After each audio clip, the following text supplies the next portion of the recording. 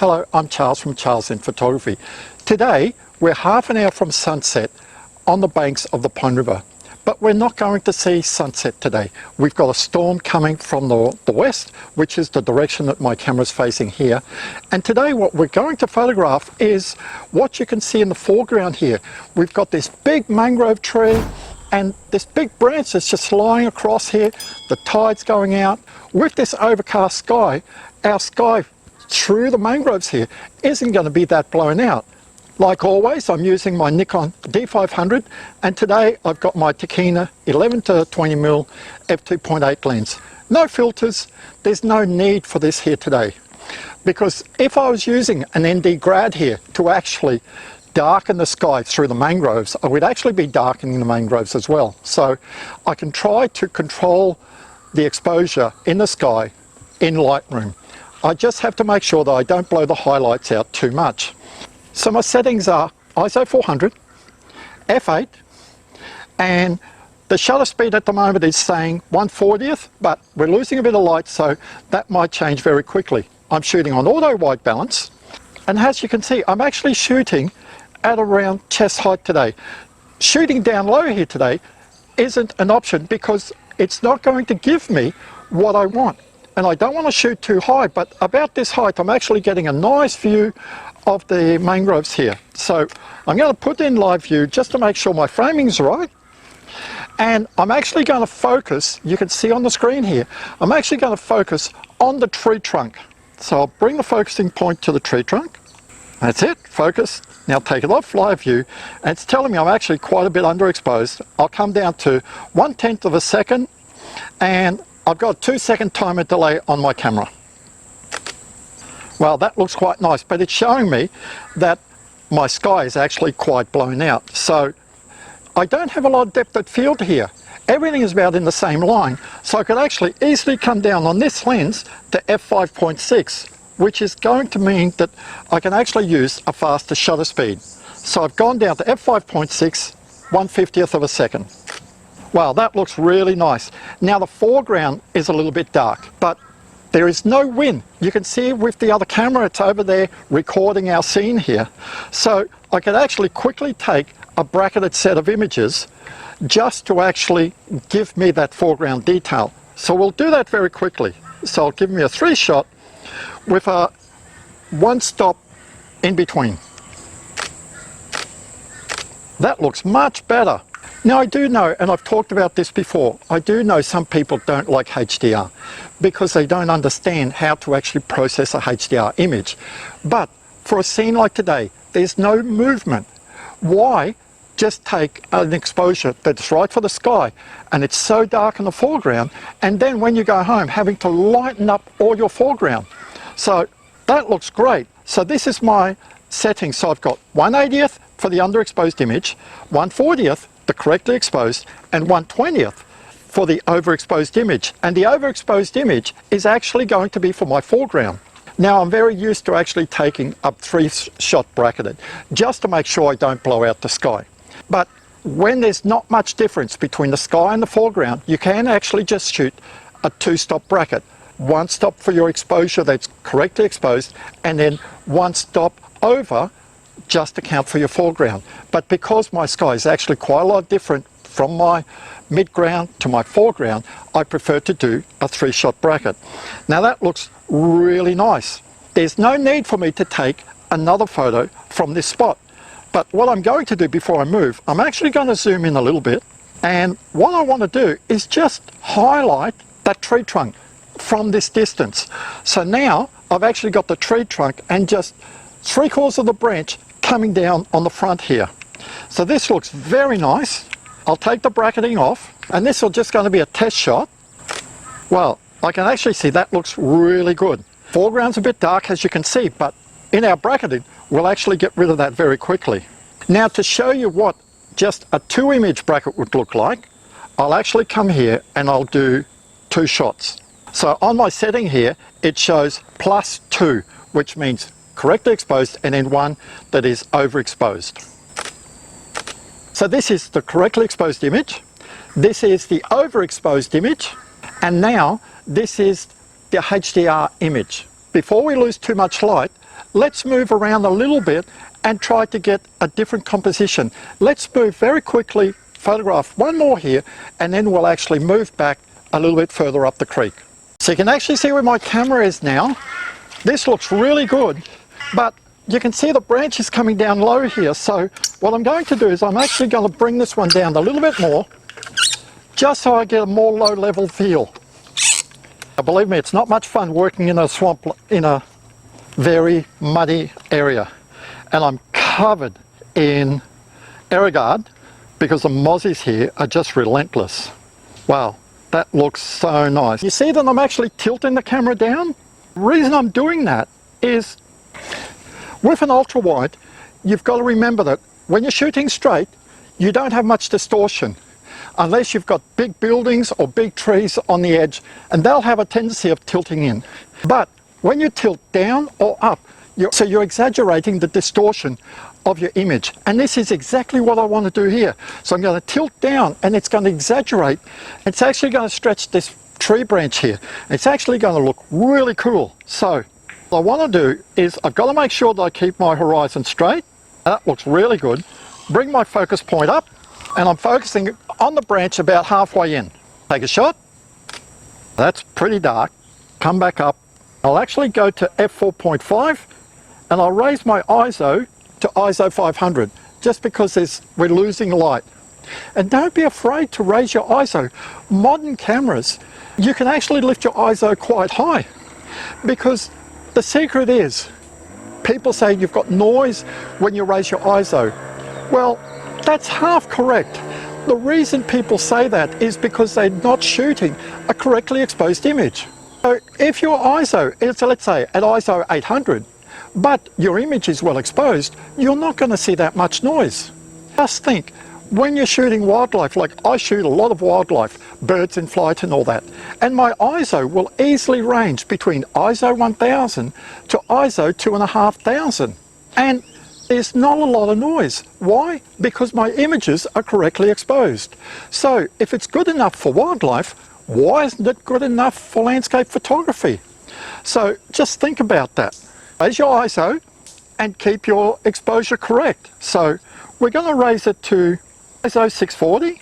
It's telling me I'm really close now. We take a photo. That looks so nice.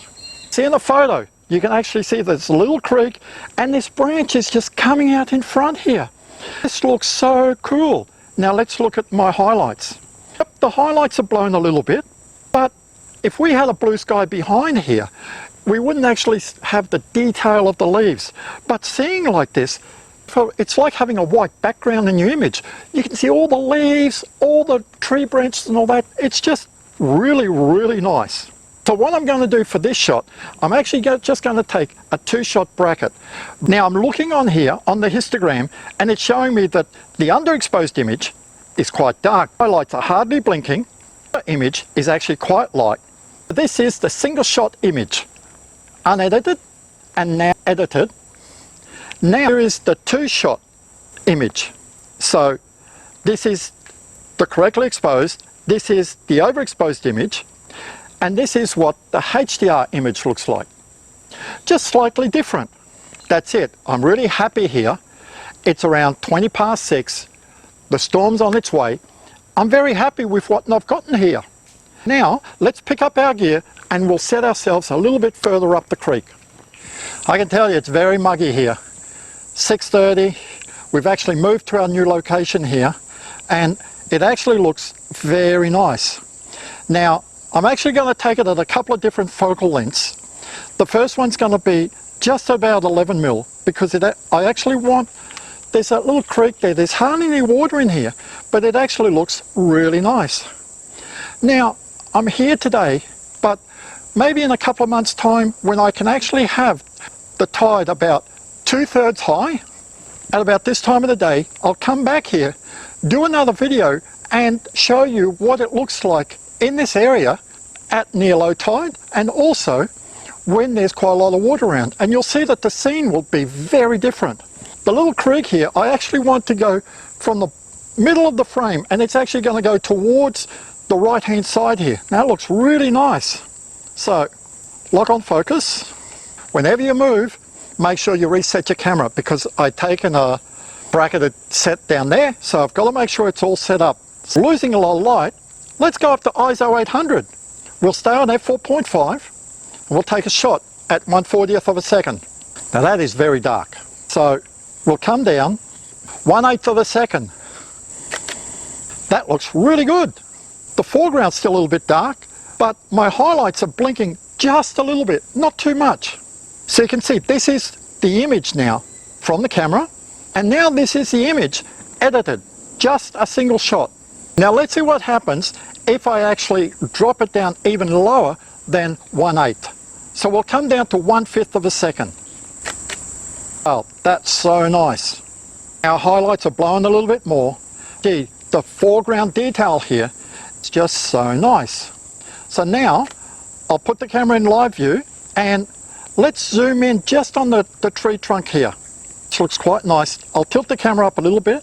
Now, before I take the shot, because we don't have a lot of warmth here, this is where Lightroom comes in, and this is where shooting in RAW really makes a difference, because you can go into Lightroom or Photoshop or whichever photo editing program you want, and you can just warm up the image a little bit, because in daylight these mangrove trees here would have a bit of an orange glow, especially at this time of the day. So don't be afraid to add a little bit of glow. If time of the day we should have had some glow. So we lock in our focus. There, photo. Wow, that just looks so nice. I'm just looking around to see before I close, because I'm really happy with this. I can see a little bit further up that there's a very small mangrove tree leaning to the right with an old mangrove tree. Just can see the log now, just laying over the creek. So how about we move over there and we actually take a photo of that before it gets too dark. So we're losing light very quickly. I've actually just framed the shot here, and we're quickly going to take this shot before we lose too much light. Now I'm actually going to up the ISO just to show you what a correctly exposed image looks like with high ISO. So we've raised the ISO to 1600 and we're at f4. I'm going to focus on the tree trunk here in the front. That's it, that looks nice. Now just come back a little bit here, and I want a little bit of the foreground, so that looks really good. So 1/5 of a second at f4. Wow, that looks so good.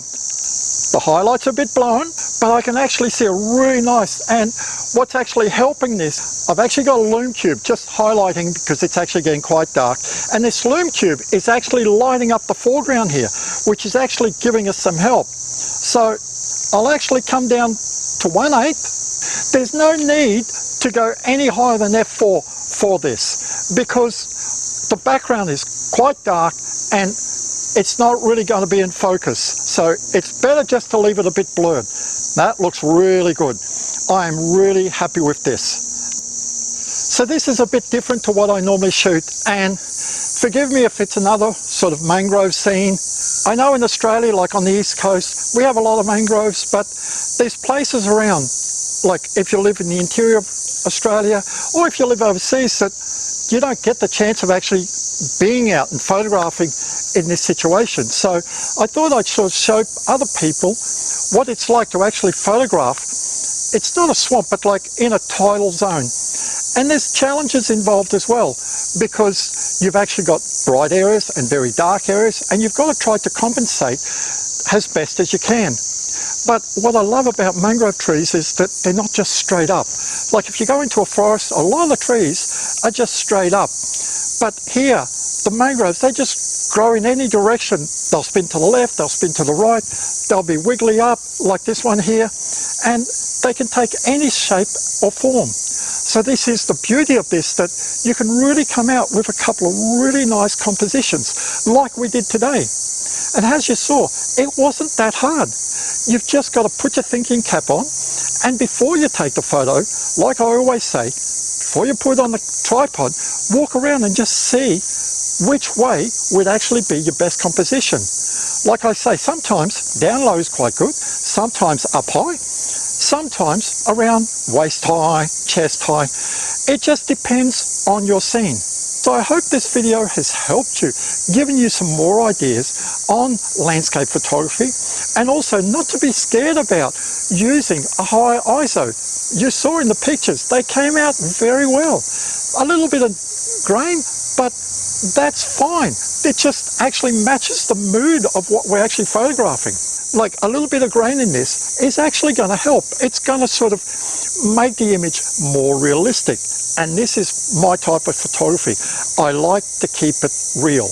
Yes, I do HDR, but I always keep it real. So if this video has been helpful for you, give me a thumbs up. This is Charles for Charles in Photography. I'll see you next time.